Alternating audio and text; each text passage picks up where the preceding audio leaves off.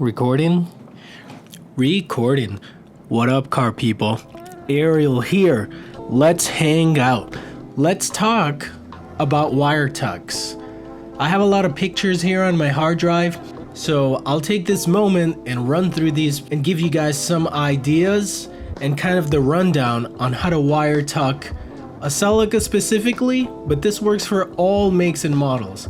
I was heavily influenced by the Honda community, and from them I learned a lot. I mean, at the end of the day, they are cars, and most of it applies. So don't be afraid to seek inspiration from other makes and models, and just throw everything together and make it your own. But anyway, let's get to these pictures of just wire tuck stuff on my hard drive. So I'll show you the picture, I'll talk about what is there and what's going on, and hopefully this will help you guys get a wire tuck done if that's what you'd like to do. And if you just want to know what the process is to do a wire tuck on a Celica, well, here's what I did. When I started this, it was kind of uncharted, so yeah, most of my info I got from the Honda forums and just applied it to myself. Really, it's just extending wires and making your engine bay pretty and getting creative with brackets. This is not a weekend project. I tackled this while my motor was in pieces. There was no sign of me getting a new motor or my Celica driving anytime soon. I had a 94 Geo Prism as a daily driver, so I had a lot of time for projects, and I decided, hey, we're already gonna build a motor. Let's do a wire tuck too, and let's paint the engine bay. So let's get to the pictures. So most of you know that I've been around the Celica forum since 2007. I picked up my Celica in 07, and as soon as I got it, I tried to modify it as much as I could. My first car was a 91 Celica, and aftermarket support wasn't so great. Although aftermarket support isn't that great for the 7th gen, it was a lot better than what was out there for the 91, and I just hit the ground running. I got whatever parts I could. I made trades. So my purple valve cover and my purple intake is candy purple. I got it from a shop called TRG Coating. I believe they're out of business. It was a long time ago. But I basically traded a valve cover to have my current valve cover and intake powder coated. So I went back to stock intake. It cost me $40 to get a stock intake because I trashed mine. And I sent my parts over, and then when they were ready, I drove over and swapped my valve cover in the guy's driveway. You know, just a young tuner modifier trying to save money and just do things on a budget. Nowadays it may not seem that way, but just keep in mind that to modify cars, it does cost money, but it doesn't always have to be you spending money to get results. You can always work out trades, or you know, pick up a book, a manual, learn how to paint something, and just get creative. The Celica has been to several iterations, but for the most part the engine bay has stayed the same for a long time. When I decided to tackle this wire tuck, as I mentioned before, the motor was blown, so for a little while the car sat with the engine in, kind of together, because there was no hopes, no real idea of when this was going to be on the road again. So I started by taking apart the interior, take the dash out, because that's where I would be relocating fuse boxes in the ECU. As you can see in this picture, the dash is black, which I've painted, so a lot of little projects happened while the engine was being assembled, while money was being put together for that. I still had other things going because I had a vision, and I felt that the most cost-effective way to accomplish that vision was for me to do as much of this on my own, and it was a learning experience, and it was a great time.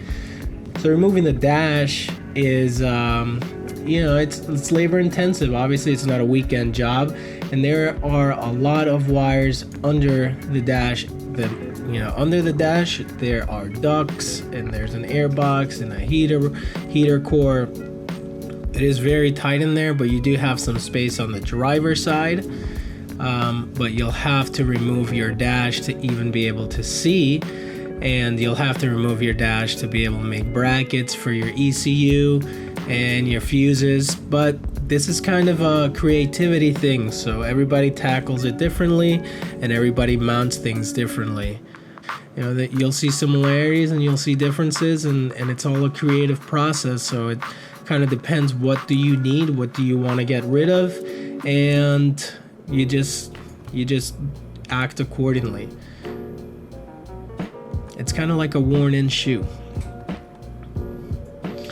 So first step really when I got the dash off was just organize wires, bundle things up, try and reroute things more cleanly, and see what I had in terms of space and grommets and holes along the firewall. If you're going to tackle a wire tuck, you should have tools, but one tool that you may not have is a set of de-pinning tools. You can make your own. I picked these up from Snap-on at the time. Probably overkill. Didn't use even half of these, but I figured if I needed them, I had them, and there they are. At the time, I was a mechanic for a living, so buying that was a no-brainer. You can see the harnesses I have laid out with the fuse boxes and relay boxes. So all of these things unclip from underneath. So once you remove the plastic boxes holding the fuses and relays, underneath you'll find connectors, and you'll be able to unplug this harness, and you'll be able to pull this harness through your firewall.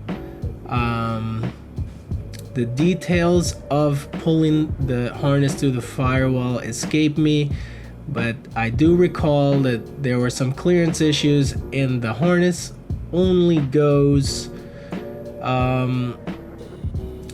well, in this picture you could see there's like an ECU connector. There's a very large connector here that does not fit through the firewall, so you will have to feed the smallest connectors through from the inside out. How this harness is set up originally, this harness is all in the engine bay, but you are now having fuses inside, and then the rest of this kind of runs to your, I don't know, sensors and things like that. Don't really quote me on this, but look at the pictures, use them for reference. And yeah, a lot of the wire tuck, you'll have to extend some wires, and you'll have to figure out how to wire them. But once you have that figured out and measured, you clean up your wire harness, you bundle it up real nice with some vinyl tape, and it starts taking some life. It looks really nice, and it's easier to route, although it's a bit stiffer. So just bear that in mind when routing, and if you have to drill holes, sub harnesses and other harnesses that run through each other, sometimes they overlap, and it's easier to cut the wire than to actually try and find the spot where the harness doesn't like tangle itself with the other. It's kind of hard to explain without having wires around, but it's a puzzle for your mind. This takes a good amount of time. So once you get your harness sorted and you have yourself an extended harness, hopefully your measurements are all good, start routing. A lot of holes are already there on the chassis where wires are run through. I chose to run a majority of my wires out of the hood latch hole, and I had to widen some holes. So there's a hole in the kick panel, and then that hole leads to a channel that leads to a hole in the fender well, and that's where your hood release cable runs through. That's where I chose to run my wires. I found brackets and P-clips, and I was able to hang my harness up and tuck it out of the way of the tire, and even run the factory splash shield, but that kind of rubbed through because of my ride height, so I did away with that. On the passenger side of the wire tuck, there's a little less wires on the passenger side. You have your power steering, you have your washer fluid, you have your cruise control.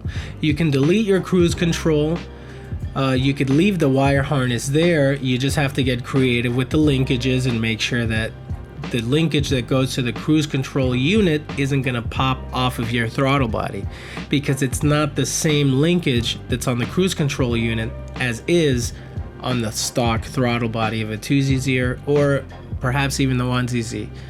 Let me know in the comments.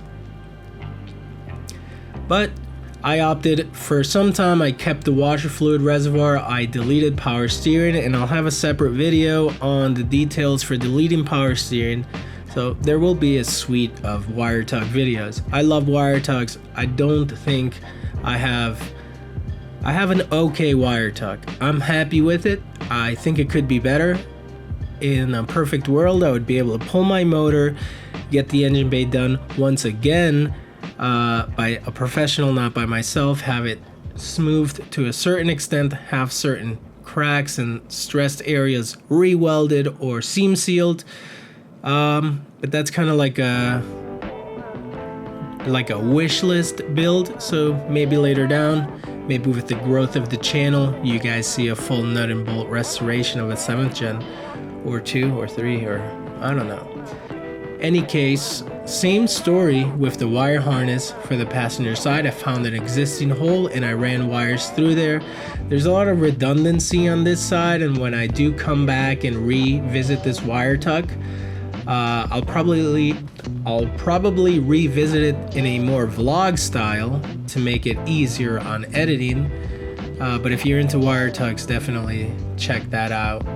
There is a lot of redundancy, and I do plan on going through the wire harness again and stripping out all of the wires that I don't need, setting them aside with their prospective connectors and buttons if it applies, so that I could repurpose them somewhere else on the Celica. But just stay tuned, because this car stuff, it takes time, and I have a full-time job, so until I can ditch that and do this forever, yeah. Just stay tuned, hit the bell, get notified, please. A lot of you guys are telling me, hey, welcome back, welcome back. Hey, dude, I never left. I'm uploading videos weekly. This is my second upload this week. So hit that bell, get notified, share it with your friends. Let's make this channel grow. These P clips are great. You'll find them at Home Depot. And also I rated their hardware bin for metric hardware, nuts, bolts, washers, P-clips. You can see that I was able to retain the factory splash shields, although, like I mentioned before, with my ride height, these things got annihilated. And like I mentioned, with the downtime of the engine, waiting for that, I had a lot of extra little projects on the side. I messed around with LED circuit boards. It's an inexpensive thing to do. You could get hundreds of LEDs for less than $1. You could get a circuit board, a soldering iron, and some solder, and for about 20 bucks, you'll be rocking, and you'll be making some custom lights. And you know, you could just expand your skills from there. Here you could see my dashboard, that SEM brand Landau black. That is my favorite black so far for interiors. I love it. Now my dash is flocked, but if I were to ever go back, if I couldn't source the OEM black interior, I would definitely do SEM Landau black again. So here's the engine bay. It's pretty rough, as you could see, but wires are kind of thrown about, out of their looms, routed, measured, things are marked. Mark everything, mark it with tape, marker, whatever, label maker. Just make sure that you're marking things, because it is going to be a nightmare if you don't. I not once resorted to looking at a wiring diagram, because everything was marked, every extension was done one at a time, if any, so that there would be no mix-up with wires, and always solder all of your connections. If you're doing something this extensive, take the time, solder and heat shrink, and get a proper connection for this. Really the basis of this video is more routing and just ideas, but a wire tug isn't just wires, like I said. And while the engine was out, I've painted a couple of things. I decided, let me try my luck at painting this engine bay. It wouldn't be worse than factory, seeing as how for carbon blue, it is a color that, unless it's layered up, you don't really see the the true spectrum of it. So the engine bay has these tones of light white and green, not so much blue. So I hit this up with some store-bought rattle can sandable primer. Obviously I ground down some things and did the proper prep work and masking, and I ordered paint from Automotive Touch-Up, and I gave it a shot, and with some clear coat, with some wet sanding, and with some effort over time, I got a pretty decent paint job in my garage with no power and just rattle cans, which I'm pretty happy. And over time it's held up pretty good, and I think if I really had to, I could rattle can another engine bay. I could rattle can this engine bay. I also took the time to polish my runners on my GTS manifold, very common mod. Probably see a video on that, but I took it a step further and decided to paint the plenum matte black to match the timing chain cover. That paid off pretty nicely. Went ahead and did the throttle body, and while I'm assembling this engine, like I said, wire tucks aren't just wires. Things like this oil control valve, I took the time, sanded it, polished it, gave it a nice restoration. Life is a learning process, and I learned that these things rust. So do not polish yours, paint it instead. Later on I painted it. Timing chain cover, everybody flips out over that Yamaha logo. So once I painted it, I took a block of wood, wrapped some sandpaper over it, and I just kind of sanded the raised letters and took the paint off of it. Really makes the logo pop, and people just get giddy when they see that Yamaha. They think that your car has sport bike heritage, and it does.